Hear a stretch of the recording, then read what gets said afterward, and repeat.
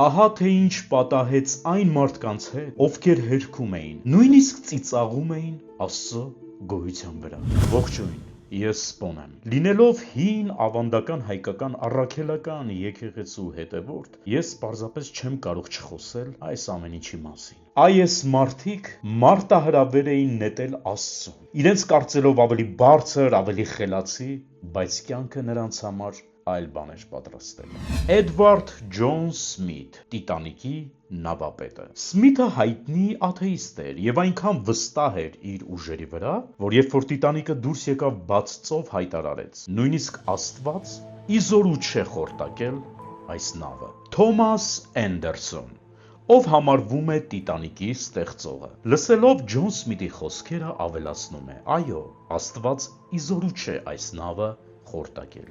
Ընդամենը 4 օր անց Տիտանիկը բախվում է հսկա սառցեբեկորին ու խորտակվում։ Ջոն Սմիթը և Թոմաս Էնդերսոնը խորտակվում են Տիտանիկի հետ, չկարողանալով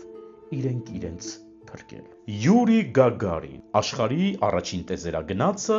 ով և դուրս եկավ պատմության մեջ առաջին անգամ բաց տեզեր։ Լինելով տեզերքում, Գագարինը հայտարարեց. ես այստեղ եմ և Աստված չկա։ Ընդամենը 6 տարի անց ուսումնական թռիչքի ժամանակ Յուրի Գագարինը ենթարկվեց ավիավթարի։ Մինչ այսօր այդ ավիավթարը չի բացահայտվել։ Սթիվեն Հոքինգ, անգլիացի հայտնի գիտնական, ով Օքսֆորդի համալսարանի սովորելու տարիների ժամանակ 19 տարեկան հասակում հայտարարեց, որ Աստված գոյություն չունի։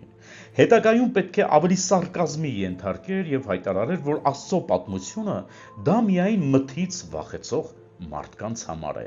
Ուղիղ 3 տարի հետո 21 տարեկան հասակում